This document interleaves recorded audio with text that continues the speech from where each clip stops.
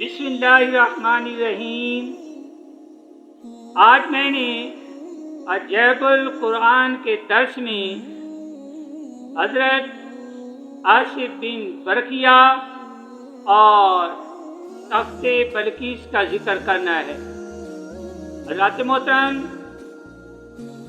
ملکہ سبا بلقیس کا تخت شاید 80 گز لمبا اور 40 گز چوڑا تھا اور سونے چاندی وغیرہ طرح طرح کے جواہرات اور موتیوں سے آراستہ تھا۔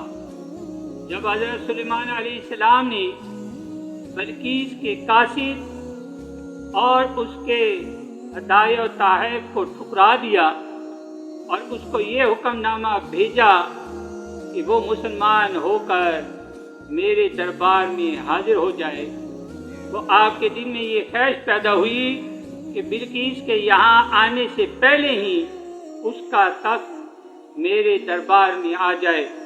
چنانچہ آپ نے اپنے دربار میں درباریوں سے یہ فرمایا: یا ایھا الملأ ایکم یأتینی بعرشھا قبل ان یأتونی مسلمین، قال عفریت من الجن انا آتیک بہ قبل ان تقوم من مقامک وانی علیہ لقوی امین۔ اے درباریوں، تم میں کون ہے کہ بلقیس کا تخت میرے پاس لے آئے قبل اس کے کہ وہ سب مطیع ہو کر میرے حضور حاضر ہوں؟ تو ایک سال کا جن بولا کہ میں وہ تخت لا دوں گا قبل اس کے کہ آپ اجلاس برخاست کریں، اور میں اس پر جو ہے قوت والا اور امانت دار ہوں۔ جن کا یہ بیان سن کر حضرت سلیمان علیہ السلام نے فرمایا کہ میں یہ چاہتا ہوں کہ اس سے بھی جلد وہ تخت میرے دربار میں آ جائے۔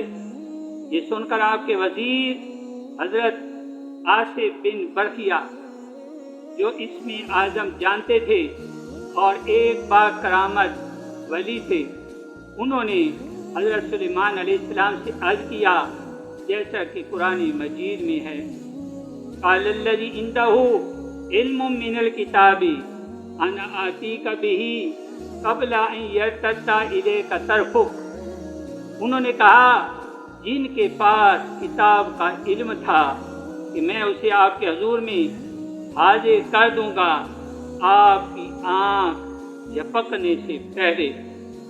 چنانچہ حضرت آصف بن برقیہ نے روحانی قوت سے بلقیس کے تخت کو ملک سبا سے بیت المقدس تک حضرت سلیمان علیہ السلام کے محل میں کھینچ لیا، اور وہ تخت زمین کے نیچے نیچے چل کر لمحہ بھر میں ایک دم حضرت سلیمان علیہ السلام کی کرسی کے قریب نمودار ہو گیا۔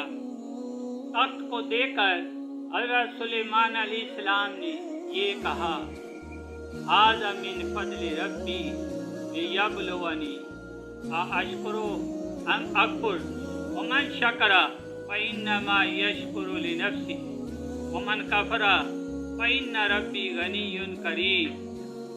یہ میرے رب کا فضل ہے تاکہ وہ مجھے آزمائے کہ میں شکر کرتا ہوں یا ناشکری، اور جو شکر کرے وہ اپنے ہی بھلے کے لیے شکر کرتا ہے، اور جو ناشکری کرے تو میرا رب بے پرواہ اور بڑی خوبیوں والا ہے۔ حضرت محترم، اس قرآنی واقعہ سے ثابت ہوتا ہے کہ اللہ تعالیٰ اپنے اولیاء کو بڑی بڑی روحانی طاقت و قوت عطا فرماتا ہے۔